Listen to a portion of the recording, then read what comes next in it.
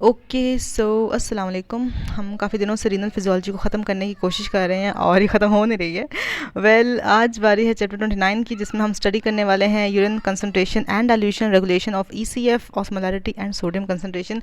कि हमने different processes study कर लिए हैं कि यूरिन प्रोड्यूस कैसे हो रहा है, लेकिन इसकी रेगुलेशन भी तो करवानी है ना, क्योंकि कई बार हमारा सॉल्ट इंटेक ज़्यादा होता है तो कभी हमारा वाटर इंटेक ज़्यादा होता है। तो उसी के कंपैरिजन में अगर हमारा यूरिन आउटपुट भी मैनेज आउट ना हो तो बॉडी में बहुत सारे सॉल्ट्स की डिप्लेशन हो जाएगी या वाटर की डिप्लेशन हो जाएगी। तो उन केसेस को अवॉइड करने के लिए हम डेफिनेटली अपने सॉल्ट इनटेक या वाटर इनटेक के कॉरस्पॉन्डिंगली अपना यूरिन आउटपुट भी बैलेंस कर रहे होते हैं, और उसी को हम बोलते हैं यूरिन कंसंट्रेशन एंड डाइल्यूशन। तो इस रिगार्ड में किडनी के 4 रोल्स हैं। फर्स्ट ऑफ ऑल ये कि हम मैनेज करेंगे कि अगर हमारी बॉडी में फ्लूइड इनटेक ज़्यादा है तो उसी की कंपैरिजन हम डाइल्यूट यूरिन प्रोड्यूस करेंगे। तो फर्स्ट इसका रोल हो गया in the production of dilute urine. Second role is कि अगर हमारा फ्लूइड इनटेक कम है तो हमें डेफिनेटली अपने आउटपुट को, यूरिनरी आउटपुट को भी कम करना है, तो हम small amount of concentrated urine produce करेंगे। तो second role is the production of concentrated urine.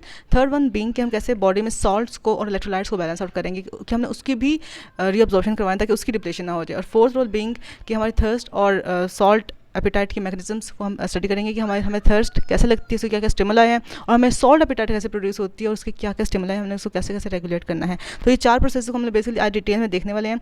First of all, अगर हम जब भी वाटर रीअब्जॉर्प्शन की बात करते हैं या वाटर को कंजर्व करने की बात करते हैं तो एक बहुत इंपॉर्टेंट हार्मोन का हमारे माइंड में नाम आता है। वो हार्मोन है ADH या एंटी डाययूरेटिक हार्मोन। डाययूरेसिस कहते हैं बॉडी से वाटर की removal in the form of urine, और एंटी डाययूरेटिक हार्मोन मतलब कि वो फ्लूइड को कंजर्व कर रहा है, वाटर को कंजर्व कर रहा है। And as you guys remember, last video में भी हमने देखा था कि किस तरह से एंटी डाययूरेटिक हार्मोन एक्ट कर रहा था, कहाँ एक्ट कर रहा था, डिस्टल ट्यूब्यूल पर, कोलेटिन डक्ट पर और कोलेटिन ट्यूब्यूल पर। इन 3 जगहों पर एक्ट करके बेसिकली इसका मेजर फंक्शन ही वाटर को रीअब्जॉर्ब करवाना है। तो जब भी हम वाटर रीअब्जॉर्प्शन या फ्लूइड या हम यूरिन को कंसनट्रेट करने की बात करेंगे, वहाँ ADH का नाम लाजमन आएगा, क्योंकि वही एक हार्मोन है जो वाटर को रीअब्जॉर्ब करा रहा है। फिर हम बात करते हैं कि मैकेनिज्म क्या होता है यूरिन की for the production of dilute urine. So ऐसे टोल्ड यू कि हमारी किडनीज एक डाइवर्स रोल्स प्ले करती हैं। फॉर एग्जांपल, अगर हमारी बॉडी में यूरिन आउटपुट हमने कम कराना है तो हम कितना कम करा सकते हैं? हम इतना कम करा सकते हैं कि उसकी ऑस्मोलैरिटी 1200 से 400 मिलीऑस्मोल पर लीटर तक भी जा सकती है। मतलब उसमें फ्लूइड इतना कम होगा और सोल्यूट इतने ज़्यादा होंगे, क्योंकि ऑस्मोलैरिटी बेसिकली सोल्यूट्स को ही एक्सप्रेस कर रही होती है। और अगर हम चाहते हैं कि हम डाइल्यूट यूरिन प्रोड्यूस करें तो we can produce dilute urine having concentration of 50 milliosmole per litre, यानी कि 50 से लेकर 1200 से 400 मिलीऑस्मोल पर लीटर तक कि हम लोग ऑस्मोलैरिटी मेंटेन कर सकते हैं इफ़ वी वांट टू। अच्छा, तो एज ए टोल्ड यू कि एंटीडायरेटिक हार्मोन ही मेजर एक काम रोल प्ले कर रहा है in the formation of concentrated urine. अच्छी बात की जाती है कि डाइल्यूट यूरिन सिक्रीट करने के लिए कौन कौन से मैकेनिज्म काम कर रहे होते हैं। डाइल्यूट यूरिन में डेफिनेटली फिर एंटीडायरेटिक हार्मोन सिक्रीट नहीं होगा, फिर हमें डायलिसिस करवानी है, हमें डाइल्यूट यूरिन प्रोड्यूस करवाना है। उस केस में कहा जाता है कि हम तकरीबन 20 लीटर्स ऑफ यूरिन प्रोड्यूस कर सकते हैं per day, having an osmolarity of just 50 milliosmole per litre. उसमें सोल्यूट इतना कम होगा, मेजर क्या उसमें होगा amount of water. So if you have drunken 1 litre of water तो वो इमीडिएटली तो है नहीं, लेकिन through various processes of kidney at the end remove हो जाना है। So you don't need to worry about that. अच्छा जी, आगे से देखते हैं कि और क्या मैकेनिज्म्स हैं। अच्छा, अब फिर बात करते हैं कि रीजनल सेगमेंट्स में जो सारे सेगमेंट्स हैं किडनी ट्यूब्यूल्स के, प्रोक्सिमल ट्यूब्यूल है, लोपोफेनले है, डिस्टल ट्यूब्यूल है, फिर कोलेटिन डक्ट है, कोलेटिन ट्यूब्यूल है, फर्दर आगे इनर मेडुलरी कोलेटिन डक्ट है। ये सब के सब एक ही सब्सटेंस के लिए परमेबल नहीं है। डिफरेंट इन सेगमेंट्स की जो परमेबिलिटीज़ हैं वो डिफरेंट सब्सटेंसेस के लिए डिफरेंट, तो हम इन सबको अलग अलग स्टडी करेंगे। फॉर एग्जाम्पल, अगर हम बात करें PCT की, प्रोक्सिमल कन्वोल्यूटेड ट्यूब्यूल, तो उसमें इसमें तकरीबन 65% ऑफ सॉल्ट रीअब्जॉर्ब होता है, उसमें तकरीबन 65% ही वाटर रीअब्जॉर्ब होता है। तो बेसिकली देखा जाए तो जितना सॉल्ट अब्जॉर्ब हो रहा है उतना ही वाटर भी रीअब्जॉर्ब हो रहा है। तो जो बेसिक उसकी जो ओवरऑल ऑस्मोलैरिटी होती है वो चेंज नहीं होती। So by the time the fluid has reach the end of PCT, उसकी ऑस्मोलैरिटी सेम होगी, वही same as that of which was entering the PCT। कितना था वो? 300 milliosmole per litre. So it's stays the same. तो आपको इस image में भी नज़र आ रहा होगा कि किस तरह से PCT के एंड में जो ऑस्मोलैरिटी है यूरिन की वो 300 मिलीऑस्मोल पर लीटर ही है, क्योंकि वहाँ पर जितना सॉल्ट अब्जॉर्ब हो रहा है उतना ही वाटर भी अब्जॉर्ब हो रहा है। फिर जब वो मूव करता है through the descending limb of loop of Henle. अच्छा, डिसेंडिंग लिम्ब में ये होता है कि it is only permeable to water and not to any solute. तो वहाँ से जितना भी वाटर होगा वो रीअब्जॉर्ब हो जाएगा, मतलब maximum of it remain gets reabsorbed. तो जो उसकी ऑस्मोलैरिटी होगी यूरिन की वो ज़्यादा होती रहेगी। तो by the time it reaches the end of the loop of Henle, as you can see उसकी ऑस्मोलैरिटी ज़्यादा होकर 400 देन 600 रीच करके at the tip of loop of Henle the osmolarity has increase. क्यों? Because of water has been reabsorb by the kidney tubules, the descending limb. फिर बात करते हैं ascending limbs की। असेंडिंग लिम्ब्स में वाटर बिल्कुल भी रीअब्जॉर्ब नहीं होता और सारा ऑब्जॉर्प्शन होनी होती है सोल्यूट्स की, और सोल्यूट्स में सोडियम, क्लोराइड, पोटेशियम सब आ जाते हैं। ठीक है, और एज यू नो कि जब सोल्यूट की रीअब्जॉर्प्शन ज़्यादा होगी तब वहाँ की यूरिन की डाइल्यूशन हो जाएगी और ऑस्मोलैरिटी कम हो जाएगी। तो यू कैन सी कि by the time the fluid has moved across the loop of Henley उसकी ऑस्मोलैरिटी कम होकर 100 मिलियोस्मोल तक चली गई है, ठीक है। तो ये कम हो रहा है हमारे लूप ऑफ हेनले में। अगर बात कीजिए डिस्टल टिब्यूल की, तो डिस्टल टिब्यूल पे दो काम हो सकते हैं। अगर तो वहाँ पे एडीएच का एक्शन है, इफ़ वहाँ पे एडीएच का एक्शन है तो एडीएच क्या करेगा, फर्दर वाटर को वहाँ से रिमूव करा लेगा।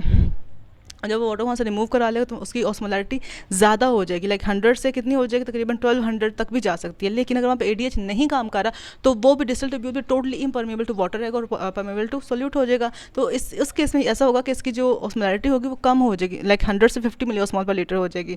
तो आप देख सकते हो कि जो मेन एक्शन है यूरिन को डाइल्यूट करने का या कंसनट्रेट करने का, वो किस पर डिपेंडेंट है, upon the action of ADH on distal tubule, collecting duct and collecting tubules.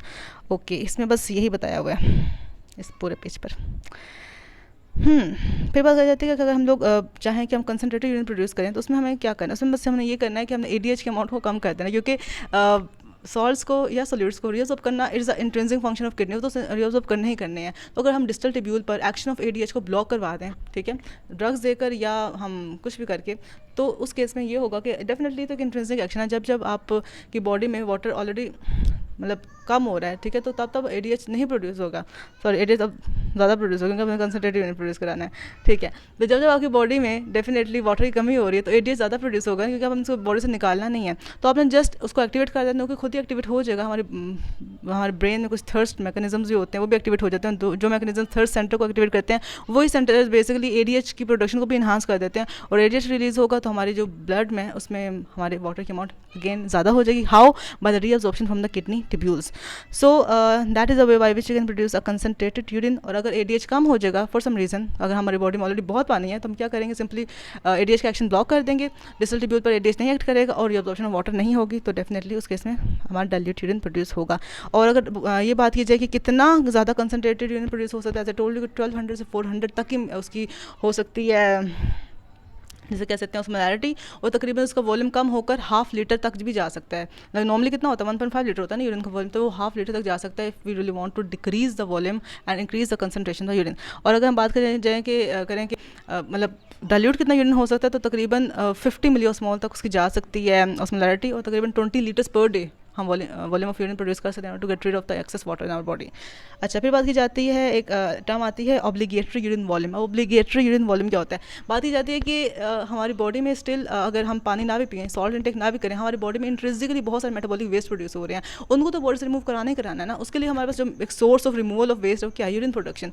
तो एक obligatory volume of urine produce होना ही चाहिए बॉडी में if you really want to get rid of our waste.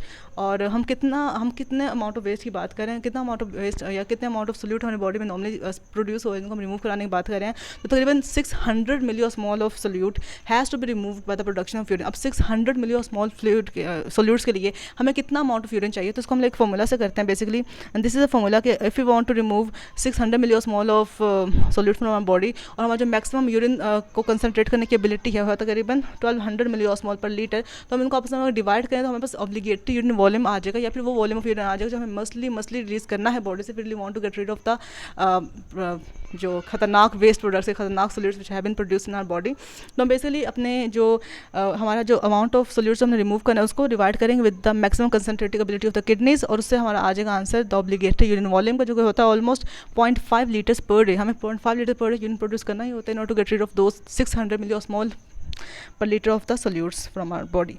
अच्छा, आगे ये स्पेसिफिक ग्रेविटी की बात हुई है, इसको ज़रा आप लोग कैंसिल कर दो, ये हमारा प्रैक्टिकल का पार्ट है, हमने फिजियो में मतलब थ्योरी में नहीं स्टडी करना है, मैंने कटवाया था, ठीक है, इसको हम लोग ओवरलुक करेंगे फिलहाल के लिए।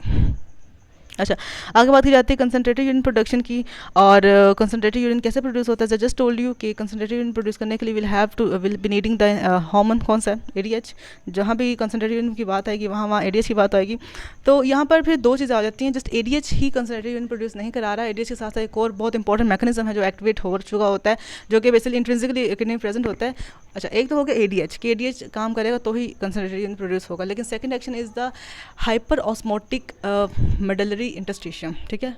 किडनी में कॉर्टेक्स भी है, किडनी में मेडला भी है, लेकिन जो लूप ऑफ हेनले है हमारे नेफ्रॉन्स के, वो एक्सटेंड किए होते हैं to the medulla of the kidneys. तो अगर मेडला का इंटरस्टिशियम हाइपर ऑस्मोटिक होगा तभी वहाँ से वाटर की रीअब्जॉर्प्शन ईजी हो पाएगी। ऐसा ही है ना, अगर वहाँ पे ऑलरेडी हाइपर ऑस्मोटिक है तो वो यूरिन में से वाटर को रीअब्जॉर्ब क्यों करेगा? तो we will be needing hyper osmotic medullary interstitium if you want to reabsorb water from there, ठीक है। तो एक हो गया हमें चाहिए ADH, दूसरा हमें चाहिए हाइपर ऑस्मोटिक मेडलरी इंटरस्टिशियम। तो ये दो फैक्टर्स होंगे कंसंट्रेटेड यूरिन को प्रोड्यूस कराने के लिए रिस्पॉन्सिबल होंगे। अच्छा जी, अभी हम दोनों फैक्टर्स की इंपॉर्टेंस देखेंगे, इनकी रेगुलेशन देखेंगे। ADH प्रोडक्शन हम आगे देखेंगे क्योंकि वो एक हार्मोन वाला एक्शन है, वो हम अलग से हाइपोथैलेमस के साथ एंटीरियर पिट्यूटरी सब के साथ देखेंगे। लेकिन पहले बात कर लेते हैं कि मेडलरी इंटरस्टिशियम हाइपर ऑस्मोटिक कैसे हो रहा है, मेडलरी इंटरस्टिशियम हाइपर ऑस्मोटिक कैसे रह रहा है, उसकी मेंटेनेंस कौन करवा रहा है और इसकी इंपॉर्टेंस क्या है इसके हाइपर ऑस्मोटिक होने की। तो फर्स्ट ऑफ ऑल 4 चीज़ें ऐसी हैं जो कि मेडलरी इंटरस्टिशियम को हाइपर ऑस्मोटिक बनाती हैं। कैसे? जब एज यू नो ना कि जो मेडलरी इंटरस्टिशियम है उसमें जो हमारे एक पार्ट ऑफ नेफ्रॉन मूव करता है उसे हम बोलते हैं लुपोफेनले जाता था ना मेडलरी इंटरस्टिशियम में। तो बस सारा जो एक्शन हो रहा है ना उसी के लेवल पर हो रहा है। फर्स्ट ऑफ ऑल तो ये हो रहा है कि एक्टिव ट्रांसपोर्ट हो रही है सोडियम आयंस की, ठीक है, और को ट्रांसपोर्ट हो रही है पोटेशियम क्लोराइड एंड दूसरे आयंस की from the thick portion of ascending limb into the interstitium, ठीक है। जो थिक असेंडिंग लिम्ब था ना लुपोफेनले का, वहाँ से सोडियम की एक्टिव ट्रांसपोर्ट और बाकी मतलब क्लोराइड पोटेशियम दूसरे आयंस की को ट्रांसपोर्ट हो रही होती है from the tubule ascending limb towards the renal interstitium. तो देखो ज़्यादा अगर सोल्यूट्स मूव करेंगे टुवर्ड्स द रीनल इंटरस्टिशियम तो रिजल्ट क्या होगा? वहाँ की ऑस्मोलरिटी ज़्यादा हो जाएगी। तो यही रीज़न है कि medullary interstitium is always hyper osmolar. Second काम ये हो रहा है कि एक्टिव ट्रांसपोर्ट भी हो रही है ना सिर्फ असेंडिंग लिम्ब पर बल्कि कलेक्टिंग डक्ट्स के लेवल पर भी। कलेक्टिंग डक्ट्स भी होते हैं ना मेडल्ला में जो हम बोलते हैं मेडलरी कलेक्टिंग डक्ट्स, उनके लेवल पर एक्टिव ट्रांसपोर्ट हो रही होती है सोल्यूट्स की आयंस की इनटू द मेडलरी इंटरस्टिशियम। तो वो भी अगेन वहाँ के ऑस्मोलरिटी को इंक्रीज कर। थर्ड ये हो रहा है कि वहाँ पे यूरिया की हो रही है, यूरिया के ट्रांसपोर्टर्स वहाँ पर, और हमने वो ट्रांसपोर्टर स्टडी किए थे UTA1 and UTA3, urea transporter A1 and urea transporter A2। तो यूरिया के ट्रांसपोर्टर्स होते हैं लुपोफेनले में और कलेक्टिंग डक्ट में जो कि अगेन यूरिया की रीअब्जॉर्प्शन करवा रहे हैं to the medullary interstitium, again वहाँ के ऑस्मोलरिटी को ज़्यादा करें। थर्ड जो फोर्थ फैक्टर है वो ये होता है कि वहाँ पे वाटर की रीअब्जॉर्प्शन बहुत कम हो रही है इस लेवल पर, हम बहुत कम वाटर को उस लेवल पर रीअब्जॉर्ब कर रहे हैं। इसकी वजह से जो हम इतने सॉलिड्स क्वालिटी मेडलरी इंटरस्टिशियम में डाल चुके हैं वो डाइल्यूट नहीं हो रहे, वो कंसनट्रेटेड रहेंगे। तो दीज आर द 4 फैक्टर्स जो कि रिस्पॉन्सिबल हैं फॉर मेंटेन तो खैर नहीं, for producing a hyper osmolar medullary interstitium. अच्छा, फिर बात की जाती है कि इसके ना हाइपर ऑस्मोलर होने में एक और हम जैसे कह सकते हैं कि स्टडी करते हैं मैकेनिज्म, हम बोलते हैं काउंटर करंट मल्टीप्लायर मैकेनिज्म। अब काउंटर करंट मल्टीप्लायर मैकेनिज्म का मतलब क्या है? अच्छा, इसमें काउंटर करंट का मतलब कुछ और है और मल्टीप्लायर का मतलब कुछ और है। काउंटर करंट का मतलब ये होता है बेसिकली लुपोफेनले में ब्लड मूव कर रहा है ना, जो फ्लूइड मूव कर रहा है हमारा यूरिन, वो जो डिसेंडिंग लिम्ब है उसमें डाउनवर्ड मूव कर रहा है और जो असेंडिंग लिम्ब है उसमें अपवर्ड मूव कर रहा है। तो एक तरह से ना यू कैन सी कि ऑपोजिट डायरेक्शन में मूवमेंट है किसकी? फ्लूइड की। एंड द सेम में जो वॉसा रेक्टा इसके अलॉन्ग रन कर रही होती है, जो कि वेसल्स होती हैं U shaped, just like the U shaped loop of Henle, उसमें भी जो ब्लड की डायरेक्शन होती है वो एक डिसेंडिंग लिम्ब की साइड पे डाउनवर्ड होती है और डिसेंडिंग लिम्ब की साइड पे अपवर्ड होती है। तो that is also a counter current, मतलब कि ऑपोजिट साइड पे डिफरेंट लिम्ब्स में ऑपोजिट साइड पे ब्लड की भी मूवमेंट है और फ्लूइड की भी मूवमेंट, तो वो रिस्पॉन्सिबल होती है फॉर मेंटेनिंग दिस हाइपरओस्मोलैरिटी। वो कैसे करती है हम मेंटेनेंस में देखेंगे, हम जिस प्रोडक्शन में देख रहे हैं। और जो मल्टीप्लाई मैकेनिज्म वो इसलिए क्योंकि जब बार बार सोल्यूट्स मूव करते रहते हैं लुपोफेनले, तो बार बार जो सोल्यूट्स होते हैं वो डिपॉजिट करते रहते हैं साइड मेडलरी इंटरस्टिशियम और बार बार वो मल्टीप्लाई हो रहे होते हैं, उनकी ऑस्मोलैरिटी मल्टीप्लाई हो रही होती है। एट द एंड हमें एक बहुत ही हाइपरओस्मोलर मेडलरी इंटरस्टिशियम मिल जाता है।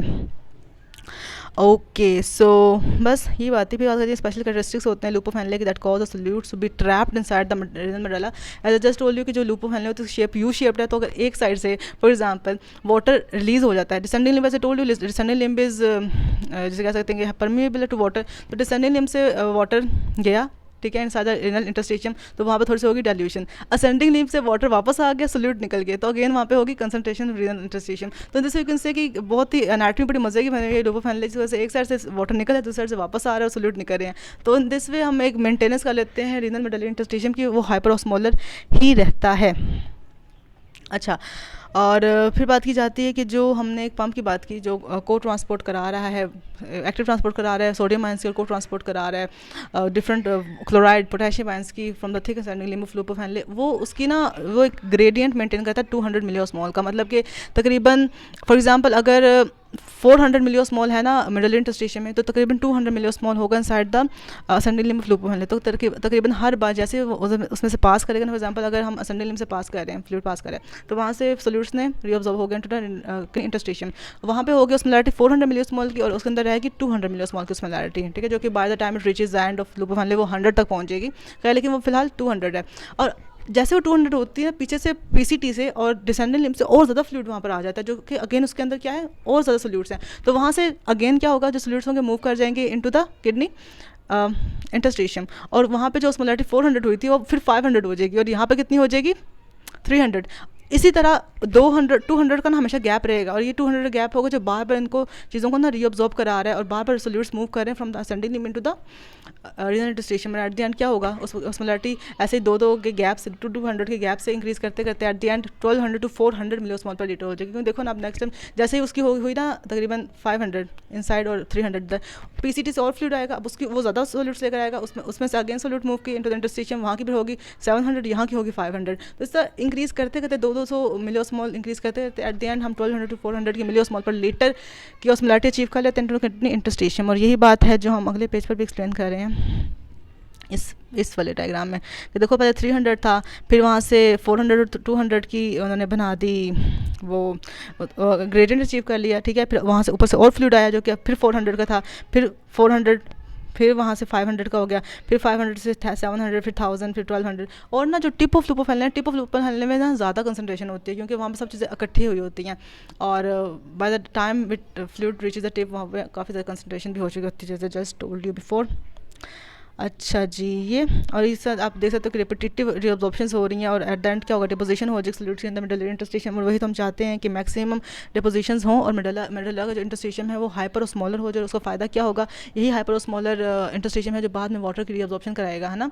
तो वाटर रिअब्जॉर्प्शन इसी मिडल इंटरस्टेशियम के हाइपर ऑस्मोलर पर डिपेंडेंट है, ये बात याद रखना। अदरवाइज जितना मर्जी एडीएच आप बॉडी में प्रोड्यूस करवाते रहो, अगर आपका मिडल इंटरस्टेशियम हाइपर ऑस्मोलर नहीं है, उस एडीएच का कोई फ़ायदा नहीं होगा, रिअब्जॉर्प्शन नहीं होगी। अच्छा जी, आगे की बात करें।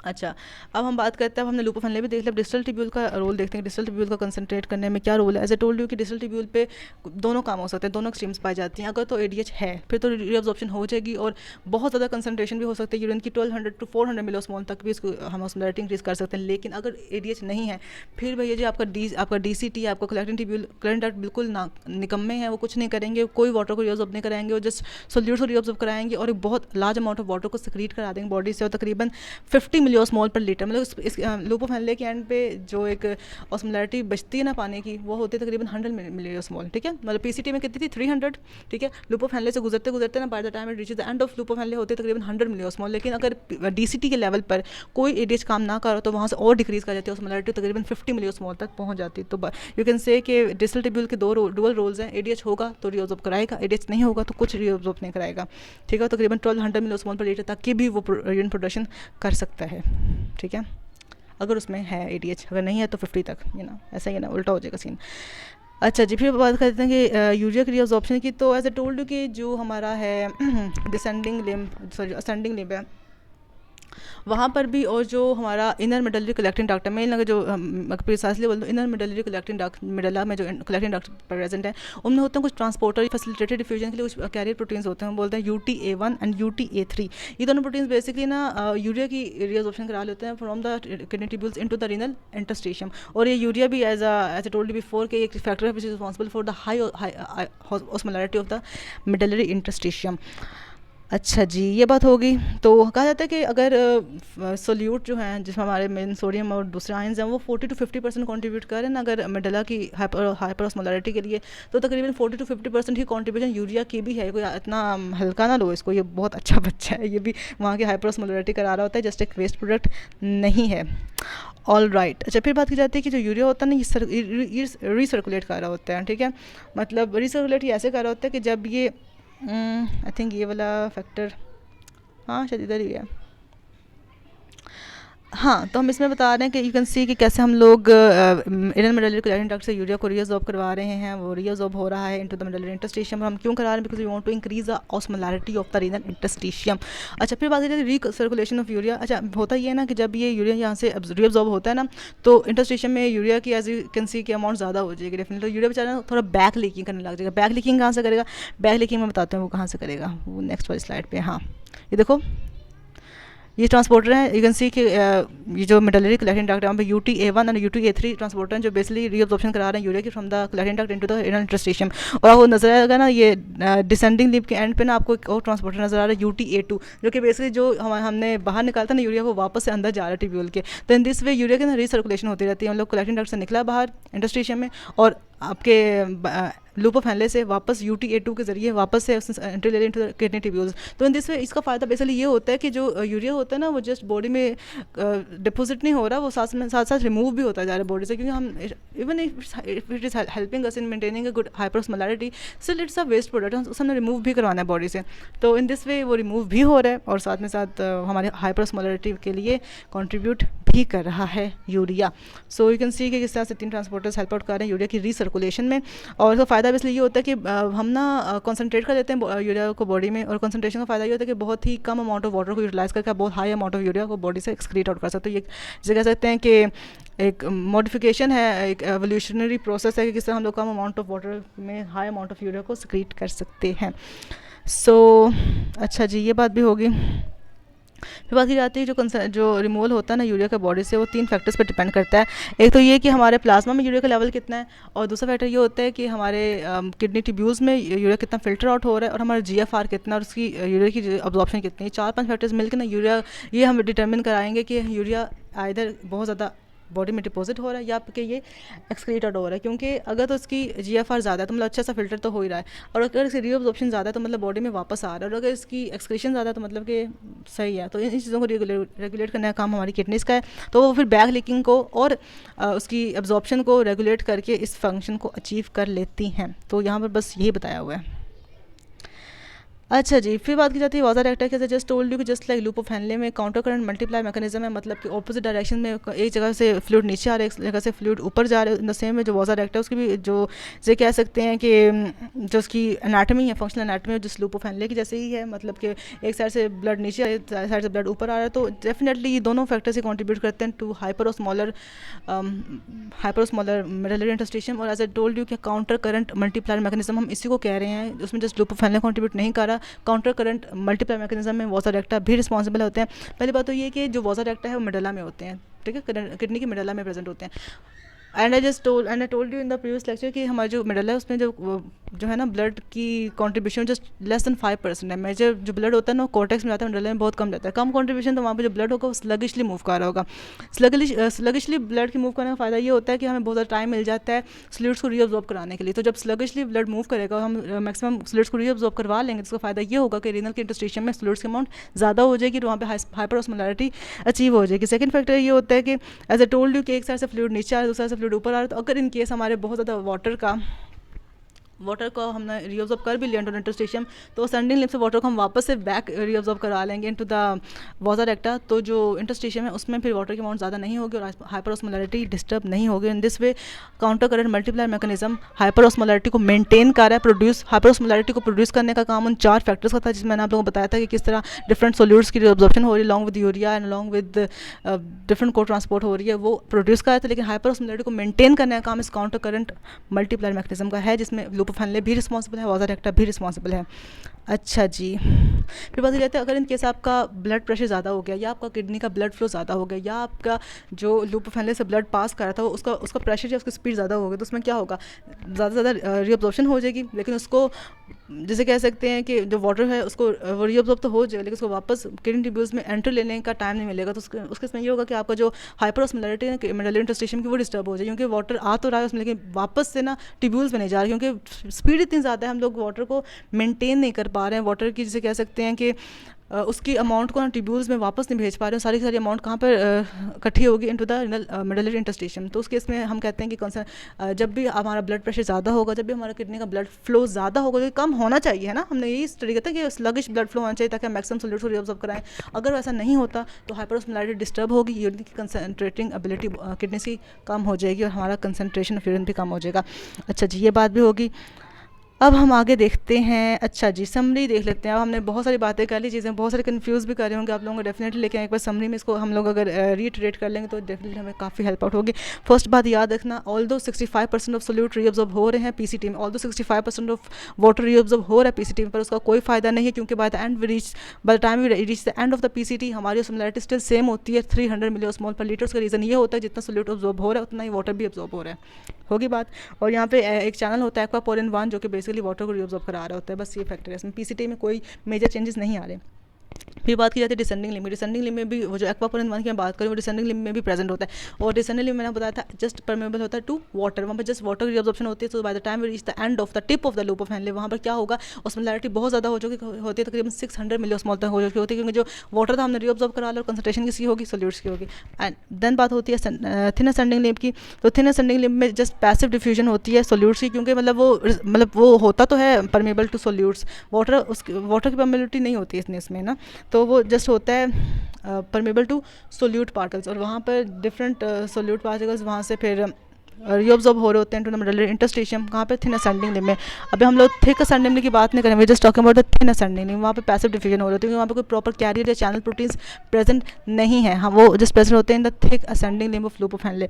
और वहाँ पे प्रॉपर फिर तो वहाँ पे तो प्रॉपर सोल्यूट्स की रिअब्जॉर्प्शन होनी है। तो in the thin as well as thick ascending limb water की रिअब्जॉर्प्शन नहीं होनी होती, जस्ट सोल्यूट्स की रिअब्जॉर्प्शन होनी होती है। तो by the time we reach the end of the ascending limbs, वहाँ की ऑस्मोलैरिटी बहुत कम हो चुकी होती है, क्योंकि सारे सोल्यूट्स रिअब्जॉर्ब हो चुके हैं। तो तकरीबन 100 मिलीऑस्मोल पर लीटर होती है ऑस्मोलैरिटी ऑफ यूरिन। और हम कहते हैं कि ना सिर्फ सोडियम क्लोराइड की रिअब्जॉर्प्शन होती है, बल्कि काफ़ी सारे यूरिया के भी मेडुलरी इंटरस्टिशियम में कलेक्टिंग डक्ट वगैरह से रिअब्जॉर्प्शन हो चुकी होती है।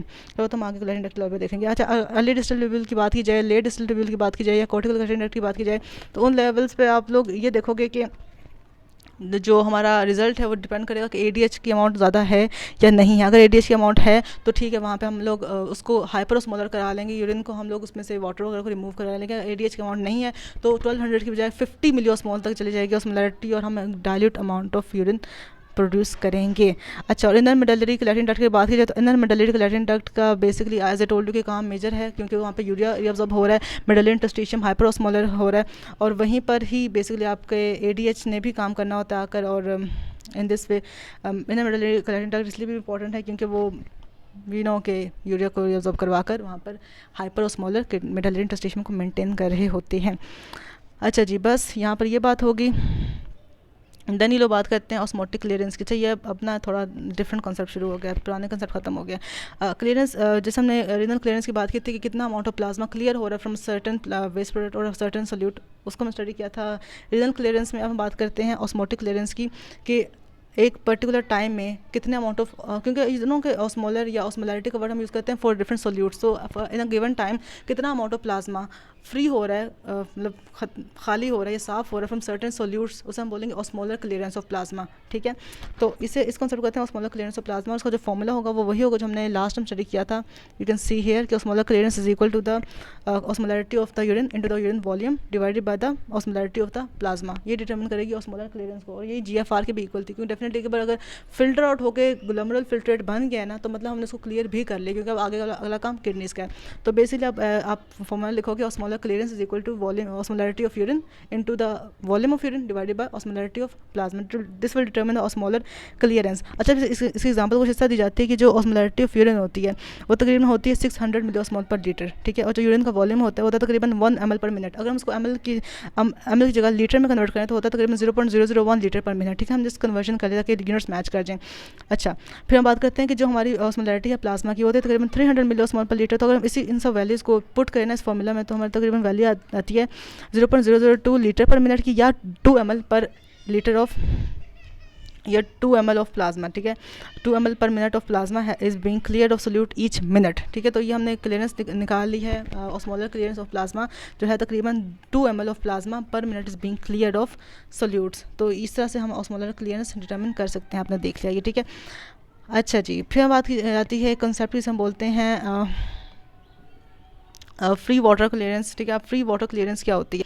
हम कहते हैं कि हमारा जो यूरिन प्रोड्यूस हुआ, ठीक है, या जो भी हमारा एक एक्सक्रीशन का प्रोडक्ट है, हम बोलते हैं कि जो प्रोडक्ट होता है basically osmolarity of urine into the volume of urine, वो कितना फ्री ऑफ वाटर है, मतलब उसमें कितना फ्री वाटर प्रेजेंट है, मतलब कितना फ्री ऑफ सोल्यूट्स है बेसिकली।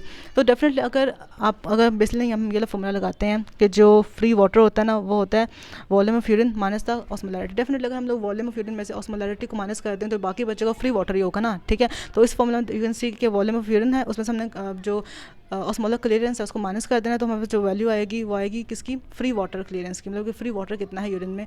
तो उसका फॉर्मूला यही है कि वी तो बेसिकली यूरिन का वॉल्यूम है minus osmolarity of urine into the again the volume of urine divided by the plasma osmolarity. तो उसमें अगर हम वैल्यूज़ को पुट करें ना, तो अगर उन्होंने हमें बेसिकली ये कहा है कि अगर इसकी वैल्यू नेगेटिव में आए ना, मतलब कि वाटर की अमाउंट कम है, वाटर की अमाउंट कम है मतलब सोल्यूट्स की अमाउंट ज़्यादा, मतलब कंसनट्रेटेड यूरिन प्रोड्यूस हुआ है। और अगर इसकी अमाउंट पॉजिटिव में आए, यानी कि फ्री वाटर क्लियरेंस अगर पॉजिटिव में आए, इट मीन्स कि वाटर की अमाउंट ज़्यादा है यूरिन में और सोल्यूट्स की अमाउंट कम है। तो हम इस फॉर्मूला को यूटिलाइज करके डिटर्मिन कर सकते हैं कि इधर के जो हमारा यूरिन है वो हाइपर ऑस्मोलर है या हाइपो ऑस्मोलर है, मतलब हाइपर ऑस्मोटिक है या हाइपो ऑस्मोटिक है, ठीक है। तो इन दिस वे ये concept of free water clearance का, अगर इसकी वैल्यू पॉजिटिव आएगी तो मतलब पानी ज़्यादा है, सोल्यूट्स कम है, इसकी वैल्यू नेगेटिव आएगी तो मतलब कि सोल्यूट्स ज़्यादा है और पानी कम है। अच्छा, भी जो बात करते हैं एक अलग कॉन्सेप्ट की, जिसे हम बोलते हैं डिसऑर्डर्स होते हैं कुछ यूरिन कंसनट्रेटेड एबिलिटी की। अगर हमारी किडनी से देखो जहाँ फिजियोलॉजिकल चीज़ें चाह रही हैं वहाँ पैथोलॉजिकल चीज़ें भी जा सकती हैं। तो इन केस अगर कुछ एबनॉर्मलिटीज़ आ जाए तो यूरिन की कंसनट्रेट करने की एबिलिटीज़ में भी डिफेक्ट आएंगे, और उसमें 3 तरह के डिफेक्ट आ सकते हैं। तो ये डिफेक्ट आ सकता है कि एडीएच की अमाउंट इनअप्रोप्रिएट प्रोड्यूस हो रही है, मतलब या तो बहुत ज़्यादा एडीएच प्रोड्यूस हो रहा है बॉडी में, बहुत ही कम प्रोड्यूस हो रहा है, तो उस केस में डेफिनेटली यूरिन को कंसनट्रेट करने की एबिलिटी भी डिस्टर्ब हो जाएगी। सेकंड ये हो सकता है कि जो हमारा काउंटर करंट मैकेनिज्म था, काउंटर करंट मल्टीप्लाई मैकेनिज्म, वो डिस्टर्ब हो जाए, यानी कि आपका जो मेडुला का इंटरस्टिशियम है वो हाइपर ऑस्मोलर ना रह पाए। तो जितना मर्जी आप लोग एडीएच क्रिएट करते रहो, उसका इफेक्ट कोई नहीं आएगा on the concentrating ability of the kidneys. Third ये था कि अगर आपका जो डिस्टल टिब्यूल्स हैं, कलेक्टिंग डक्ट हैं, या जितने भी आपके जहाँ पे एडीएच ने एक्ट करना है वो अनरिस्पॉन्सिव हो जाए, वो अब एक्ट ही नहीं कर रहे, वो अब रिस्पॉन्ड ही नहीं कर रहे एडीएच के को, तो उसका रिजल्ट क्या बनेगा, आप यूरिन को कंसनट्रेट नहीं करा सकते क्योंकि वहाँ पे रिसेप्टर्स डैमेज हो गए हैं। तो ये 3 तरह की एक कैटेगरीज एंड डिजीज़ की जो हम स्टडी करते हैं in case of kidney concentrating urinary concentrating ability के जो डिसऑर्डर्स हैं उनमें। तो फर्स्ट तो है, अच्छा 2 तरह की हम यहाँ पर स्टडी करते हैं, डायबिटीज़ इंसिपिडस। अच्छा, डायबिटीज़ इंसिपिडस एक ऐसी डिजीज़ है जिसमें बहुत large amount of dilute urine produce हो रहा होता है, बॉडी से बहुत large amount of dilute urine निकल रहा होता है। और इसमें 2 तरह की इसकी कह सकते हैं कि इसकी क्लासेज हैं, एक होता है सेंट्रल डायबिटीज़ इंसिपिडस और दूसरा होता है नेफ्रोजेनिक डायबिटीज़ इंसिपिडस। अच्छा, सेंट्रल में ये बेसिकली हो रहा होता है कि हमारा एडीएच प्रोड्यूस ही नहीं हो रहा होता, for some reason posterior pituitary में से एडीएच रिलीज ही नहीं हो रहा, एडीएच की अमाउंट बहुत कम है, इसलिए हम यूरिन को कंसनट्रेट नहीं कर पा रहे, उसकी अमाउंट ज़्यादा हो रही है डाइल्यूट यूरिन की। सेकंड है नेफ्रोजेनिक का में डेफिनेटली आपके जो किडनी के जो ट्यूब्यूल्स हैं वो अनरिस्पॉन्सिव हो गए टू एडीएच। तो उस केस में या तो आपके ट्यूब्यूल अनरिस्पॉन्सिव हो गए, या फिर आपका मसला है काउंटर करंट मल्टीप्लायर में, आपका हाइपर ऑस्मोलैरिटी खत्म हो गई मिडल इंटरस्टिशियम की, और उस रीज़न की वजह से आप उसको यूरिन को कंसनट्रेट नहीं कर पा रहे। तो ये 2 रीजंस आ जाते हैं इन द नेफ्रोजेनिक, मतलब मसला नेफ्रॉन्स में उसमें। तो अगर आपने डिफरेंशिएट करना हो कि सेंट्रल मसला है या आपके नेफ्रोजेनिक में मसला, तो आप बेसिकली ना एक एनालॉग है वाज़ोप्रेसिन का, क्योंकि एक केस में तो प्रोड्यूस नहीं हो रहा ना एडीएच या वाज़ोप्रेसिन, एनालॉग है वाज़ोप्रेसिन को हम बोलते हैं डेस्मोप्रेसिन। अगर हम वो दें और बंदा ठीक हो जाए, मतलब कंसनट्रेटेड यूरिन प्रोड्यूस करने लग जाए, मतलब कि मसला कहाँ पर है, सेंट्रल डायबिटीज इंसिपिडस है कि उस बंदे में एडीएच नहीं था, लेकिन आप उसको डेस्मोप्रेसिन देते रहो लेकिन उसका जो यूरिन कंसनट्रेटिंग एबिलिटी है वो इंप्रूव ना करे, तो मतलब क्या मसला कहाँ पर आ रहा है, ट्यूब्यूल से मसला है, नेफ्रोजेनिक मसला, तो हम फिर उसको ट्रीट करेंगे। अच्छा जी, तो ये बात होगी। तो बस यही बातें हैं कि डिफरेंट केसेस आपकी यूरिन कंसनट्रेटिंग एबिलिटी को डिस्टर्ब कर सकते हैं। मतलब कि अगर कुछ आप ऐसे डायरेटिक्स दे दो जो कि रीअब्जॉर्प्शन ऑफ सोडियम को या डिफरेंट सोल्यूट्स को रोक दें at the level of ascending lymph, तो क्या होगा, आपके सोल्यूट्स अगर मिडल इंटरस्टिशियम में नहीं आ रहे तो वहाँ पर मल्टीप्लायर या जो आपका जो हाइपरस्मोलर मिडल इंटरस्टिशियम था वो तो डैमेज हो गया ना, वो तो ख़त्म हो गया वहाँ से। तो ऐसे बहुत से होते हैं डायरेटिक्स लाइक फुरोसमाइड है, थायाजाइड है, और हमने स्टडी किया था कल। तो अगर उनके अमाउंट आप दे रहे हो ज़्यादा और बंदे में ये उसका डैमेज हो जाए मल्टीप्लाई मैकेनिज्म, तभी वो कंसनट्रेटेड यूरिन प्रोड्यूस नहीं कर पाएगा, ठीक है। फिर हमने बात की कि हम लोग जो ईसीएफ होता है हमारी बॉडी का एक्स्ट्रासेलुलर फ्लूइड, हमने उसकी भी ऑस्मोलैरिटी को बैलेंस में रखना होता है, क्योंकि एट द एंड जो हमारे डिफरेंट सेल्स हैं वो उसी की ऑस्मोलैरिटी को ही रिस्पॉन्ड कर रहे होंगे। तो उसको अगर हम स्टडी करना चाहें, उसको हम एस्टिमेट या डिटर्मिन करना चाहें, तो उसके फिर ये मेथड होता है कि आप हर बार डिफरेंट सोल्यूट देखो, जो ऑस्मोलैरिटी होती है वो सोल्यूट्स की वजह से ही होती है, तो ऑस्मोलैरिटी में डिफरेंट सोल्यूट्स से कॉन्ट्रीब्यूट कर रहे होते हैं, लेकिन जो एक मेजर सोल्यूट है जो मैक्सिमली 94% कॉन्ट्रीब्यूट कर रहे हैं the osmolarity of the ECF, वो है सोडियम, ठीक है। Sodium is the most important जो कह सकते हैं कि सोल्यूट ऑफ द ईसीएफ। तो हम बेसिकली अगर सोडियम की जैसे कह सकते हैं क्वांटिटी को एस्टिमेट कर लें, तो हम बेसिकली ऑस्मोलैरिटी ऑफ ईसीएफ को भी एस्टिमेट कर लेंगे। तो उसका हम लोग फॉर्मूला निकालते हैं ये वाला कि ऑस्मोलैरिटी ऑफ द प्लाज्मा या osmolarity of ECF is equal to the 2.1 times the amount of sodium ions. तो ये बेसिकली डिटरमिन कर लेंगे कि उस बंदे का प्लाज्मा ऑस्मोलैरिटी कितनी है या ईसीएफ की ऑस्मोलैरिटी कितनी है, क्योंकि जितनी ऑस्मोलैरिटी आपके प्लाज्मा की होती है उतनी ही आपको ईसीएफ की भी होती है, 300 मिलियोस्मॉल पर लीटर ऑन एवरेज, ठीक है। तो इसके इसमें आंसर आया था तकरीबन 298 मिलियोस्मॉल पर लीटर, जो कि ऑलमोस्ट उतना ही है। लेकिन अगर बंदे में डिफरेंट डिसऑर्डर्स हुए हैं, फॉर एग्जाम्पल उसका ग्लूकोज लेवल ज़्यादा है in case of diabetes mellitus, या फिर उसमें यूरिया का लेवल ज़्यादा है इन फॉर एनी रीज़न, तो उस केस में हम लोग फिर इन सोल्यूट्स को भी इंक्लूड करेंगे, क्योंकि जस्ट सोडियम माना कि 94% कॉन्ट्रीब्यूट कर रहा है, लेकिन 5 to 6% कॉन्ट्रीब्यूशन ग्लूकोज की और यूरिया की भी है in maintaining the in forming the osmolarity of the ECF या प्लाज्मा। तो उस केस में हम फिर 2 टाइम्स मल्टीप्लाई करेंगे plasma concentration of sodium plus plasma concentration of glucose plus plasma concentration of urea. इस पर मिलकर डिटर्मिन करेंगे कि ऑस्मोलैरिटी ऑफ प्लाज्मा या ऑस्मोलैरिटी ऑफ ECF कितनी है। तो in this way we can regulate and estimate the osmolarity of the ECF। ठीक है, अच्छा जी, अब बात कर जाते हैं कि ये तो होगी कि वो उसको हम एस्टिमेट कैसे कर सकते हैं। अब बात आ रही है कि हम ECF की ऑस्मोलैरिटी को मेंटेन कैसे कर सकते हैं, उसको हम रेगुलेट कैसे कर सकते हैं। उसके 2 मैकेनिज्म्स हैं। एक मैकेनिज्म ये है कि आप ऑस्मोल, अच्छा उनके पहले नाम बता देती हूँ। एक है ऑस्मो रिसेप्टर ADH मैकेनिज्म, ठीक है, जिसमें ऑस्मो रिसेप्टर्स या रिसेप्टर्स फॉर ऑस्मोलैरिटी डिटेक्ट करते हैं कि भाई चेंज आया ऑस्मोलैरिटी, मतलब या तो ज़्यादा हुई है या फिर कम हुई है। उसको रिस्पॉन्स में फिर ADH प्रोड्यूस होता है, उसको मेंटेन कर लेता है या उसको वापस मीडिएट करके बैक टुवर्ड्स नॉर्मल कर देता है। सेकंड मैकेनिज्म होता है थर्स्ट मैकेनिज्म। तो कौन से मैकेनिज्म हैं? Osmo receptor ADH mechanism and thirst mechanism. ये दोनों मैकेनिज्म डिटरमिन करते हैं और डिटेक्ट करते हैं और बाद में रेगुलेट करते हैं osmolarity of the ECF as well as plasma. ठीक है, तो हम पहले स्टडी कर लेते हैं ऑस्मो रिसेप्टर ADH मैकेनिज्म। आप इसमें देख सकते हो कि अगर आपकी बॉडी में ऑस्मोलैरिटी एकदम से ज़्यादा हो जाए, वो कैसे ज़्यादा होगी? अगर हमारे बॉडी में वाटर का अमाउंट कम हो जाए एकदम से, ठीक है, फॉर एग्जांपल हेमरेज हुआ है, डायरिया हुआ है, वॉमिटिंग हुई है, फॉर एनी रीजन वाटर की अमाउंट कम हो जाएगी, तो उसमें किसमें क्या होता है? Osmo receptor cells. अभी ऑस्मो रिसेप्टर सेल्स कहाँ प्रेजेंट होते हैं? Osmo receptor cells basically present होते हैं एंटीरियर हाइपोथैलेमस में। ठीक है, एंटीरियर हाइपोथैलेमस में प्रेजेंट होते हैं ऑस्मो रिसेप्टर सेल्स। अगर मैं आप लोगों को थोड़ा ज़्यादा वो अप्रोप्रिएटली बोलूँ तो एंटीरियर हाइपोथैलेमस के सुप्रा ऑप्टिक न्यूक्लियस में प्रेजेंट होते हैं ये वाले ऑस्मो रिसेप्टर्स। ऑस्मो रिसेप्टर्स मतलब बेसिकली ऑस्मोलैरिटी को सेंस कर रहे हैं सेल्स वो, ठीक है, वहाँ पे प्रेजेंट होते हैं। और ये सेल्स ना response to high osmolarity shrink आ जाते हैं। जब ये श्रिंक करते हैं तो ये सराउंडिंग सेल्स को सिग्नल देते हैं कि भाई अब तो कोई मसला हुआ है, तो जल्दी से ना इन सेल्स से फायरिंग होती है सिग्नल्स की, जो कि through the stock of pituitary gland जाता है टू पोस्टीरियर पिट्यूटरी के पास। क्यों जाते हैं सिग्नल? क्योंकि एट द एंड वहीं पर हमारा ADH स्टोर हुआ हुआ है। ठीक है, अच्छा, यहाँ से गए कहाँ से? एंटीरियर हाइपोथैलेमस से टुवर्ड्स द पोस्टीरियर पिट्यूटरी, और वहाँ से उसने रिलीज़ किया कर दिया ADH। ठीक है, ADH रिलीज़ हुआ तो ADH क्या हमारे ब्लड से जाना उसने distal tubules, cortical collecting duct और कॉर्टिकल टिब्यूल्स, और वहाँ पर जाकर और मेडुलरी कलेक्टिंग डक्ट, वहाँ पर जाकर उसने वाटर की रीअब्जॉर्प्शन करानी है। और जो हमारी हाइपर ऑस्मोलैरिटी जो कि श्रिंक करवा रहे थे उसमें रिसेप्टर सेल्स को, वो हाइपर ऑस्मोलैरिटी खत्म होगी और हमारा जो ऑस्मोलैरिटी थी वो बैक टुवर्ड्स नॉर्मल होगी। तो this was the osmo receptor ADH mechanism, जिसके ज़रिए हमारी ऑस्मोलैरिटी मेंटेन हो रही है। फिर इसकी थोड़ी एक्सप्लेनेशन बताइए, थोड़ी न्यूरो एनाटॉमी पढ़ लेते हैं। अच्छा यार, न्यूरो एनाटॉमी का ये मसला होता है कि इसमें जो टर्म्स होती हैं वो बड़ी टफ होती हैं, मतलब नाम बड़े मुश्किल होते हैं। चीज़ें आसान से होती हैं, मतलब अगर फिजिकल देखो तो इतनी छोटी सी चीज़ होगी उसका नाम बड़ा मुश्किल रखा होगा। तो जो मैं आपको आगे बताने वाले कुछ सेंटेंसेस में आप लोगों को थोड़ी चीज़ें मुश्किल लगी, पर उसको थोड़ा ध्यान से सुना तो समझ भी आ जाएगी। ठीक है, अच्छा, अब बात की जाती है कि ADH की सिंथेसिस होती है, ठीक है, और उसकी होती है स्टोरेज। एज यू नो कि ADH पोस्टीरियर पिट्यूटरी में प्रोड्यूस नहीं हो रहा, वो जैसे वहाँ पर स्टोर हो रहा था, उसकी प्रोडक्शन होती है वो एंटीरियर हाइपोथैलेमस में ही हो रही होती है। ठीक है, और अगर मैं थोड़ा अप्रोप्रिएटली बोलूँ तो हाइपोथैलेमस में 2 तरह के सेल्स होते हैं, बड़े सेल्स होते हैं, बड़े न्यूक्लियाई होते हैं, उनका नाम होता है एक का नाम होता है सुप्रा ऑप्टिक न्यूक्लियस और दूसरे का नाम होता है पैरावेंट्रिकुलर न्यूक्लियस। तो ये सुप्रा ऑप्टिक न्यूक्लियस और पैरावेंट्रिकुलर न्यूक्लियस, ये दोनों जो एक सेल्स होते हैं, जो न्यूक्लियाई होते हैं, ये प्रोड्यूस कर रहे होते हैं ADH in the anterior hypothalamus. और यहीं से फिर इनके कुछ एक्सॉन टर्मिनल्स होते हैं जो कि जो इन कॉन्टैक्ट होते हैं विद द पोस्टीरियर पिट्यूटरी, और यहाँ से जैसे जैसे ADH प्रोड्यूस होता रहता है वैसे वैसे एक्सॉन से मूव करता रहता है। ADH कहाँ जा रहा होता है? पोस्टीरियर पिट्यूटरी में जाकर स्टोर हो रहा होता है। और अगर मैं आप लोगों को एक फन फैक्ट बताऊँ तो सुप्रा ऑप्टिक, फन फैक्ट तो नहीं खैर, सुप्रा ऑप्टिक न्यूक्लियाई में ज़्यादा मतलब 5/6 ऑफ ADH प्रोड्यूस होना होता है सुप्रा ऑप्टिक न्यूक्लियस में, और 1/6 प्रोड्यूस होना होता है पैरावेंट्रिकुलर न्यूक्लियस में। और एक बात याद है, देखो ये लोग प्रोड्यूस भी खुद ही कर रहे हैं ADH, और बाद में जब हमें ज़रूरत होगी ADH की तो यही सेल्स होंगे जो ऑस्मो रिसेप्टर भी एक्ट करेंगे। ठीक है, अच्छा जी, ये बात होगी। फिर बात की जाती है कि मतलब जब भी आपका सुप्रा ऑप्टिक न्यूक्लियस हो या पैरावेंट्रिकुलर न्यूक्लियस हो, जब ये डिटेक्ट करेंगे कि ऑस्मोलैरिटी ज़्यादा हो हुई है तो ये सेल्स बेसिकली ना श्रिंक कर जाते हैं, उसमें कैल्शियम आयंस की एंट्री ज़्यादा हो जाती है और ये सिक्रीट करने लग जाते हैं। बेसिकली जिसे कह सकते हैं कि सिक्रीट करते हैं ग्रैन्यूल्स कंटेनिंग द ADH, और एट द एंड यही ADH पोस्टीरियर पिट्यूटरी के साथ जाके फिर ब्लड प्लाज्मा में एंट्री लेता है, फिर ब्लड प्लाज्मा से कि कहाँ पे एक्ट कर रहा होता है।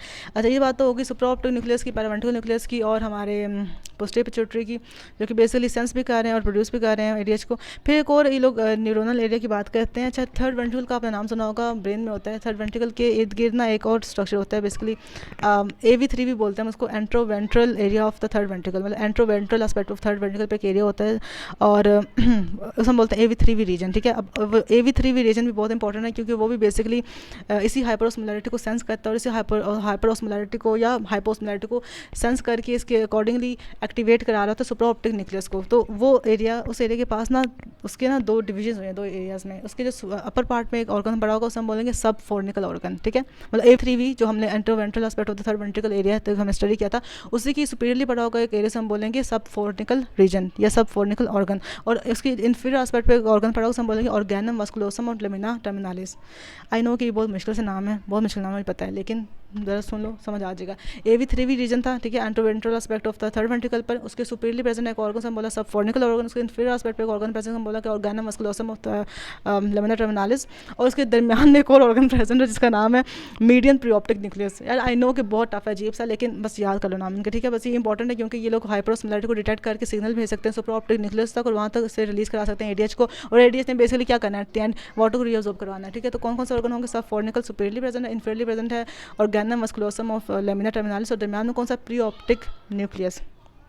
इसमें जो प्री ऑप्टिक न्यूक्लियस है ये बड़ा इंपॉर्टेंट है क्योंकि ये ना बेसिकली बड़े अच्छे से डिटेक्ट करता है हाइपरओस्मोलैरिटी को या फिर सॉल्ट की ज़्यादती को, मतलब उसकी ज़्यादा होने को, और फिर एक्टिवेट कर देता है सुप्रा ऑप्टिक न्यूक्लियस और फिर डेफिनेटली उसने फिर ADH रिलीज़ करके सारा काम ठीक कर देना। यहाँ पे एक और बात होती है कि जो दो ऑर्गन्स है ना, सब फोर्निकल रीजन और दूसरा कौन सा था वो यार ऑर्गेनम वास्कुलोसम ऑफ लेमिना टर्मिनालिस, ये दोनों एक ऐसे ऑर्गन्स हैं जहाँ पर ना ब्लड ब्रेन बैरियर नहीं होता, डायरेक्ट ब्लड्स का इन कॉन्टैक्ट होते हैं। ब्लड में जो चेंजेस आ रहे होते हैं, जो उसकी उसकी जो ऑस्मोलैरिटी में चेंजेस आ रहे होती हैं वो डायरेक्टली डिटेक्ट कर रहे होते हैं। और इस तरह के ऑर्गन्स बॉडी में और भी, मतलब ब्रेन में और भी 2-3 जगह पे होते हैं। और इस तरह के ऑर्गन्स हम बोलते हैं सर्कमवेंट्रिकुलर ऑर्गन्स, CVO, सर्कमवेंट्रिकुलर ऑर्गन्स, क्योंकि ये ऐसे ऑर्गन्स हैं जो कि बिल्कुल ही जिसे कह सकते हैं कि इनके पास कोई ब्लड ब्रेन बैरियर नहीं है, डायरेक्ट ब्लड के साथ इन कॉन्टैक्ट है। इधर VIP किस्म के लोग हैं। तो बस यही था बस देख लो किस तरह से सुप्रा ऑप्टिक न्यूक्लियस ऊपर पड़ा हुआ है, किस जगह पड़ा हुआ है, ये एंटीरियर हाइपोथैलेमस में और पोस्टीरियर पिट्यूटरी लोब तक इसके एक्सटेंशन जा रहे हैं जोन के, वहाँ पे प्रोड्यूस हो रहा है और यहाँ पे जाके स्टोर हो रहा है क्या, ADH। होगी बात, ये भी होगी, आगे देखें आगे क्या बात करनी है हमने। अच्छा जी, तो मैं आप लोगों को इस सुप्रा optic, paraventricular, median pre optic बता चुकी हूँ। Blood pressure and volume affecting the ADH release. अच्छा, बात की जाती है कि जस्ट ऑस्मोलैरिटी ही ओनली फैक्टर नहीं है जो कि ADH को रिलीज़ करा रही है, और भी बहुत सारे फैक्टर्स हैं जो ADH को रिलीज़ करा सकते हैं। फॉर एग्जांपल, अगर आपका ब्लड प्रेशर एकदम से ज़्यादा हो गया, ठीक है, सॉरी ब्लड प्रेशर फॉल कर गया फॉर एनी रीज़न, ठीक है, विच मीन्स कि हमारी बॉडी में जो हमारा ब्लड का वॉल्यूम है वो भी कम हो गया। अब हमने ब्लड प्रेशर को भी मेंटेन करना है, ब्लड वॉल्यूम को भी मेंटेन करना है। तो इन केस अगर ब्लड वॉल्यूम फॉल करे, हाइपोवोलीमिया हो जाए या फिर ब्लड प्रेशर फॉल कर जाए, ठीक है, उन दोनों केसेस में क्या होगा, आपके बॉडी में ना कुछ लो प्रेशर और हाई प्रेशर को डिटेक्ट करने के लिए रीजन्स होते हैं। हम जो फर्स्ट ईयर में पढ़े थे, एक एओर्टिक आर्च के पास कुछ बैरोरिसेप्टर्स प्रेजेंट थे और एक थे इन द कैरोटिड साइनस, और कुछ कार्डियोपल्मोनरी रिफ्लेक्सेस भी होते हैं। तो ये सारे फैक्टर्स बेसिकली ना लो वॉल्यूम को लो प्रेशर डिटेक्ट करते हैं और सिग्नल्स भेजते हैं through the vagus nerve and glossopharyngeal nerve through the nucleus tractus solitarius to the supra optic nucleus. यार देखो ना कितना मुश्किल से, देखो लेकिन समझने की कोशिश करो। कैरोटिड साइनस से और एओर्टिक आर्च से सिग्नल्स जाते हैं through the vagus nerve and glossopharyngeal nerve, और कहाँ पे जाएंगे, पहले मेडल्ला में वो रिले करेंगे। मेडल्ला में होता है ना वो न्यूक्लियस ट्रैक्टर सोलिटेरियस, वहाँ रिले करेंगे और एट देन कहाँ जाना है, ये सुप्रा ऑप्टिक न्यूक्लियस हो जाएंगे, एंटीरियर पिट्यूटरी में पड़ा हुआ है, सॉरी एंटीरियर हाइपोथैलेमस में पड़ा हुआ है, और वहाँ से वो रिलीज़ करा देंगे, सिग्नल देंगे और वो फिर रिलीज़ करा देंगे ADH को। तो हम बस ये कहना चाह रहे हैं कि ब्लड वॉल्यूम और लो ब्लड प्रेशर भी है वो ऐसे फैक्टर जो कि हमारे ADH को रिलीज़ करा सकते हैं from the supra optic nucleus. या सुप्रा ऑप्टिक न्यूक्लियस को याद कर लो, ADH हमेशा यहीं से आना, सारे सिग्नल एट द एंड इसी के पास पहुँचना है, ठीक है। अच्छा, फिर मैं आप लोगों को बात बताती हूँ कि अगर हम लोग देखो, हम लोग ये बात कर रहे हैं कि ऑस्मोलैरिटी भी डिटरमिन करते हैं कि ADH ने कितना रिलीज़ होना है, और जो मैंने आपको कभी भी रिफ्लेक्सेस बताए हैं कि cardiopulmonary reflex, baroreceptor reflex, blood volume का कम होना, ब्लड प्रेशर कम होना, ये भी डिटरमिन करते हैं कि ADH रिलीज़ कितना होना, कब होना है। लेकिन अगर मैं क्वान्टिफाई करूँ कि ज़्यादा इंपॉर्टेंट रोल किसका है, मतलब जैसे वो नहीं होते मामा पापा पूछते हैं कि मैं ज़्यादा पसंद हूँ या मामा ज़्यादा पसंद है, पापा पूछते हैं ना कभी कभी, हम सब पूछते होते थे छोटे होते। अच्छा, तो ना हम अगर बोलें कि ज़्यादा रोल किसका है, मतलब रिफ्लेक्सेस का ज़्यादा रोल है या फिर रोल है ज़्यादा उसका ऑस्मोलैरिटी का, मतलब हम ज़्यादा रिस्पॉन्ड कर रहे हैं ऑस्मोलैरिटी के ज़्यादा या कम होने को, या हम रिस्पॉन्ड कर रहे हैं ब्लड वॉल्यूम या ब्लड प्रेशर के ज़्यादा कम होने को, तो उसका आंसर है कि हम हमेशा रिस्पॉन्ड करते हैं हाइपर ऑस्मोलैरिटी को या हाइपो ऑस्मोलैरिटी को। तो आपकी बॉडी में अगर मतलब एकदम से ऑस्मोलैरिटी अगर 1% भी फॉल कर गई है ना, या 1% भी ज़्यादा होगी ऑस्मोलैरिटी बॉडी की, उसी टाइम आपका ADH रिलीज़ होना शुरू हो जाएगा। और लेकिन अगर हम बात करें रिफ्लेक्सेस की, तो ADH तब तक रिलीज नहीं होता जब तक आपका ब्लड वॉल्यूम 10% तक डिक्रीज ना कर जाए। तो इन दिस वे ज़्यादा जो पोटेंट सोर्स है ना ऑफ ADH रिलीज वो क्या है, दैट इज़ ऑस्मोलैरिटी, उसमें चेंज आना। हम हमेशा ऑस्मोलैरिटी को रिस्पॉन्ड कर रहे होते हैं, ठीक है, याद रखना। फिर बात की जाती है कुछ हार्मोनल और दूसरे फैक्टर्स भी हैं जो ADH को रिलीज़ करा रहे हैं। ये ADH एज ए टोल्ड बहुत ज़्यादा इंपॉर्टेंट एक हार्मोन है, क्योंकि सारे water resorption eight the and इसी ने करानी होती है। ECF की हाइपरऑस्मोलैरिटी या हाइपोऑस्मोलैरिटी को रिस्पॉन्ड इसी ने करना होता है। तो इसके और भी बहुत सारे, अगर आपको नोजिया है, नोजिया तब होता है जब आपको उल्टी आने वाली होती है। तो उल्टी अगर आपको आती है, डायरिया अगर आपको होता है, वो आपकी स्वेटिंग अगर ज़्यादा है, मतलब बॉडी से फ्लूइड अगर लॉस है, तो आपका ADH फ़ौरन से पहले रिलीज़ होने लग जाए, क्योंकि अब उसने करानी है रीअब्जॉर्प्शन ऑफ वाटर और maintenance of ECF। Second factor होता है कि अगर आप खुद को ड्रग्स दो आई मीन ड्रग्स लो, मॉर्फिन लो, निकोटीन लो, तो वो भी ऐसी ड्रग्स हैं जो एक्टिवेट करती हैं सुप्राऑर्बिटल न्यूक्लियस को, रिलीज़ कराती हैं ADH को, तो बॉडी में कंजर्वेशन होती है वाटर की। लेकिन अगर आप लोग अल्कोहल पी रहे हो, तो उस केस में आपने देखा होगा कि अल्कोहलिक्स में यूरिन आउटपुट बहुत ज़्यादा हो जाता है after they have taken their dose of alcohol. तो वो यही रीज़न होता है कि alcohol reduces the release of ADH from the supraorbital nucleus. तो उस केस में क्या होगा रिजल्ट बताओ? Definitely large amount of dilute urine.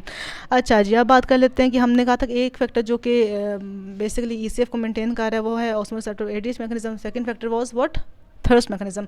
कई बार ऐसा होता है कि हमारी बॉडी में हाइपरऑस्मोलैरिटी हो जाती है और हमारा थर्स्ट मैकेनिज्म एक्टिवेट हो जाता है और कहता है कि यार हाइपरऑस्मोलैरिटी, सॉल्ट ज़्यादा, पानी कम है, जल्दी से पानी पीता हूँ, पानी पी लेते हैं। यही है थर्स्ट सेंटर, ठीक है। और थर्ड सेंटर बॉडी में प्रेजेंट किस जगह पर होता है? तो बेसिकली जो हमने बात की है ना कि वो आप लोगों को याद है, हमने प्री ऑप्टिक न्यूक्लियस की बात की थी, जो कि बेसिकली कहाँ प्रेजेंट था? Between the fornical sub फोर्निकल organ and the organum vasculosum of lamina terminalis के दरमियान एक प्री ऑप्टिक न्यूक्लियस था ना। उसका लेटरल एस्पेक्ट में ना एक और एरिया होता है जो कि बेसिकली ना रिस्पॉन्ड कर रहा था टू हाइपरऑस्मोलैरिटी या टू, मतलब आप बॉडी को ना, मतलब सॉल्ट ज़्यादा हो गया, पानी कम हो गया, उसको रिस्पॉन्ड करके ना बेसिकली हमें एक थर्स्ट की ना एक अर्ज प्रोड्यूस करता है। उससे मतलब कि ना एक कॉन्शियस डिज़ायर फॉर ड्रिंकिंग हम बोलते हैं थर्स्ट, हमें थर्स्ट प्रोड्यूस करता है। तो कहाँ पर प्रेजेंट है? Just a bit lateral to pre optic nucleus, ये थर्ड सेंटर होता है हमारी और ब्रेन में, तो वो एक्टिवेट होता है। अच्छा, इसके नीचे जो ऑर्गेनम वास्कुलोसम पड़ा हुआ है ना, वो बेसिकली इसको मेडिएट कर रहा था, इसके रिस्पॉन्स को। तो ये आप लोगों को पता होना चाहिए बात कि थर्ड सेंटर ब्रेन में किस जगह पर प्रेजेंट होता है। फिर बात की जाती है स्टिमुलाई क्या होते हैं थर्स्ट के। अच्छा, थर्स्ट का 4 स्टिमुलाई है मेजर, ठीक है। फर्स्ट ऑफ ऑल देखिए, अगर आपका ECF का वॉल्यूम कम हो गया है और आर्टेरियल प्रेशर भी कम हो गया है, ठीक है, मतलब कि बॉडी में बेसिकली ऑन द होल पानी की कमी है, तो आपका ये थर्ड सेंटर एक्टिवेट हो जाएगा। सेकंड, आपकी बॉडी में ऑस्मोलैरिटी ज़्यादा होगी, मतलब सॉल्ट आपने ज़्यादा टेक कर ले, तो आपका थर्ड सेंटर एक्टिवेट हो गया। अब देखा होगा कि हम जब कोई नमकीन खाने खाते हैं, ज़्यादा प्यास लगती है, तो वो यही रीज़न है। थर्ड एक इंपॉर्टेंट स्ट्रेस है एंजियोटेंसिन 2। अगर एंजियोटेंसिन 2 रिलीज होगा, एंजियोटेंसिन 2 कब रिलीज होता है बॉडी में? जब आपका ब्लड प्रेशर फॉल कर रहा होता है। तो एंजियोटेंसिन 2 जहाँ पर एल्डोस्टेरोन को एक्टिवेट करा रहा होता है, वहीं एंजियोटेंसिन 2 बेसिकली हमारे थर्ड सेंटर को भी एक्टिवेट करा रहा होता है कि भाई ब्लड प्रेशर फॉल किया, कुछ तो मसला है। तो in addition to acting directly in response to low blood pressure, low blood volume, third centre is also acting in response to angiotensin 2, ठीक है। फोर्थ जो इसका कॉज है वही है कि अगर आपकी ड्राइनेस ऑफ माउथ हो जाए या ड्राइनेस ऑफ फेरिंग्स या मतलब थ्रोट रीजन हो जाए, तब भी आपको ना एक प्यास लगने लग जाती है, जो कि आपकी प्यास आप अभी जस्ट पानी गले से गुजारते ही हो कि आपकी प्यास खत्म हो जाती है। तो यही रीज़न है कि जस्ट वो ड्राइनेस ऑफ म्यूकस मेम्ब्रेन ही आपको थर्स्ट सेंटर को एक्टिवेट करा रही होती हैं। अच्छा, फिर बात की जाती है अगर गैस्ट्रोइंटेस्टिनल या फेरेंजियल स्टिमुलाई भी कुछ इसके होते हैं। अच्छा, गैस्ट्रोइंटेस्टाइनल या फेरेंजियल स्टिमुलाई का मतलब क्या है? फॉर एग्जाम्पल, अगर आपकी ओपनिंग हुई है GIT में, मतलब GIT की मतलब ट्रैक्ट में कहीं भी ओपनिंग है और आपको जो वाटर है वो बेसिकली आपकी अब्जॉर्ब हो ही नहीं पा रहा, जस्ट वो लीक आउट करता जा रहा है। स्टिल हम कहते हैं कि ना बेसिकली GIT और फ्रेंजियल जो होती है ना मेम्ब्रेन्स, उनका ना एक ऐसा मतलब उनका एक ना जैसे कह सकते हैं कि इंट्रिंसिक उनमें एक डिज़ायर होती है कि we need to stay dilated for some time, मतलब ना डायलेटेशन चाहिए होती है उनको, GIT के ट्रैक्ट को, फेरेंजियल ट्रैक्ट को। तो उस केस में जब हम पानी हमारे गले से गुजरता है या हमारे एसोफेगस से गुजरता है ना, तो उसकी डायलेटेशन होती है, तो वही काफ़ी होती है थर्स्ट सेंटर को इनएक्टिवेट या उसको एलिविएट कराने के लिए। तो अगर हम एक बलून का थिएटर भी अपने GIT में या फेरेंजियल ट्रैक्ट में ओपन करते हैं, तब भी हमारी जो थर्स्ट होगी वो ख़त्म हो जाएगी, क्योंकि उससे जस्ट डायलेटेशन चाहिए। तो मतलब ये थोड़ा डिफरेंट सा कॉन्सेप्ट है, एक तरह का स्टिमुला तो नहीं है, पर स्टिल हमारे मतलब ये कह सकते हैं कि it was the gastrointestinal and pharyngeal stimuli for thirst. अच्छा, फिर बात की जाती है कि हमें मतलब हमें ओवर हाइड्रेशन भी नहीं करनी चाहिए। अगर हमने एक बार पानी पिया है तो उसके 30 to 60 मिनट तक दोबारा पानी नहीं पीना चाहिए, क्योंकि इतना टाइम हमारी बॉडी को चाहिए होता है उस पानी को रीअब्जॉर्ब करने के लिए बॉडी में, ठीक है। तो अच्छा, अगर बात की जाए कि थ्रेशहोल्ड कितना है, ये अगले पेज पे है, बाद में मैं तुम लोगों को बता रही हूँ कि थ्रेशोल्ड कितना है थर्स्ट के लिए, मतलब हमारी बॉडी में कितनी ऑस्मोलैरिटी ज़्यादा होगी तो ही हम पानी पियेंगे, तो ही हमारा थर्स्ट सेंटर एक्टिवेट करेगा, तो ही हमें प्यास लगेगी। तो बेसिकली कहा जाता है अगर 142 मिली equivalent per litre is the normal amount of sodium in the ECF, अगर इस नॉर्मल अमाउंट से 2 मिली इक्विवेलेंट पर लीटर भी सॉल्ट ज़्यादा हो जाए या NaCl ज़्यादा हो जाए, फ़ौरन से पहले आपका थर्स्ट सेंटर एक्टिवेट हो जाता है और आपको प्यास लग जाती है। So 2 milli equivalent per litre is the threshold for thirst centre to be activated. अच्छा, अब अगर इंटीग्रेटेड कंट्रोल देखें इसका ऑस्मोलैरिटी को मेंटेन करने का, तो इंटीग्रेटेड कंट्रोल में मतलब कि आपका वो ADH वाला मैकेनिज्म भी आ जाएगा, थर्ड सेंटर वाला मैकेनिज्म भी आ जाएगा। तो ये दोनों मिलके बड़े ही प्यार से रहते हैं साथ में, और एट द एंड उसने करना कि ऑस्मोलैरिटी को मेंटेन करना होता है और हमारी बॉडी में ECF की जो डेफिनेटली ऑस्मोलैरिटी को मेंटेन करना होता है ना। तो थर्स्ट भी है और थर्स्ट मैकेनिज्म्स भी एक्टिवेट होते हैं, साथ में ADH का रिलीज भी होता है। तो डिहाइड्रेशन ही है जो एक मेजर स्टिमुलस है for both of these two be activated. तो ये था इसका इंटीग्रेटेड कंट्रोल। अच्छा, अब अच्छा फिर बात की जाती है एक ना, मतलब रैंडम सा कॉन्सेप्ट तो उसमें लिखा हुआ था, तो मैं सोचा एक्सप्लेन कर दूं कि ये जो है ना अच्छा एक होता है कि बॉडी में ना सॉल्ट्स को रीअब्जॉर्ब करवाना, एक होता है बॉडी में सॉल्ट्स को कॉन्सेंट्रेट करवाना, दोनों में फ़र्क होता है। फॉर एग्जांपल जो एल्डोस्टेरोन होता है, एल्डोस्टेरोन कहाँ एक्ट कर रहा था, मतलब एल्डोस्टेरोन एक्ट कर रहा था मोस्टली कहाँ पर, कोलेक्टिन डक्ट पर, कोलेक्टिन ट्यूब्यूल्स पर, और वहाँ से वो रीअब्जॉर्ब करा रहा था सोडियम को, ठीक है, सोडियम का पे उसका मेजर एक्शन था। लेकिन जहाँ पे सोडियम रीअब्जॉर्ब करवा रहा था वो साथ साथ वाटर को भी रीअब्जॉर्ब करवा रहा था। तो बेसिकली वो बॉडी में सोडियम के अमाउंट को इंक्रीज तो करवा रहा है, लेकिन उसको बॉडी में कंसंट्रेट नहीं कर पा रहा है। क्यों? क्योंकि साथ ही वो वाटर को भी रीअब्जॉर्ब करा रहा है, जितना सोडियम आ रहा है उतना ही वाटर भी आ रहा है। तो this is an importance of aldosterone in concentrating the body fluids को। वहाँ पे कंसंट्रेशन नहीं हो रही, वहाँ पे जस्ट क्या हो रही है, रीअब्जॉर्प्शन। यहाँ पे जो मेजर रोल होता है ना कंसंट्रेशन कराने का, वो होता है ADH का, क्योंकि ADH का काम क्या है, बॉडी में रीअब्जॉर्प्शन कराना वाटर की। तो अगर ADH ब्लॉक हो जाएगा तो जस्ट क्या रीअब्जॉर्ब होगा, सोडियम। तो यहाँ बड़ी इंपॉर्टेंस है ADH की, कि जो एंजियोटेंसिन का मैकेनिज्म है, जो ADH का मैकेनिज्म है, जो जस्ट वाटर की रीअब्जॉर्प्शन को कंट्रोल कर रहे हैं, अगर हम उसको ब्लॉक कर दें तब जस्ट रीअब्जॉर्ब होगा सोडियम, और तब कंसंट्रेट हो सकते हैं बॉडी फ्लूइड्स विद सोल्यूट्स, ठीक है। तो ये एक अन इंपॉर्टेंस होता है एल्डोस्टेरोन की। एल्डोस्टेरोन बेशक रीअब्जॉर्ब करता है सोडियम को, तो उसके अमाउंट से ज़्यादा कर है, if you really want it to be increase in our fluids, लेकिन उसको जिसे कह सकते हैं कंसंट्रेट नहीं कर पा रहे, क्योंकि उतनी अमाउंट में वाटर को भी रीअब्जॉर्ब कर रहा है, तो उसको कोई फ़ायदा नहीं हो रहा है ऐसे, मतलब हमें वो नहीं चाहिए, भाड़ में जाओ तुम, ठीक है। अच्छा, फिर बात कीजिए सॉल्ट एपेटाइट। तो जिस तरह हमें प्यास लगती है फॉर पानी, उस तरह हमें मतलब भूख भी लगती है फॉर, हमें एक सॉल्ट एपेटाइट भी पाई जाती है। तो हमारे ब्रेन का वो एरिया जो बेसिकली कंट्रोल कर रहा था किसको, थर्स्ट के एपेटाइट को या थर्स्ट को, वही हमारे ब्रेन का एरिया बेसिकली सॉल्ट एपेटाइट के लिए भी रिस्पॉन्सिबल होता है।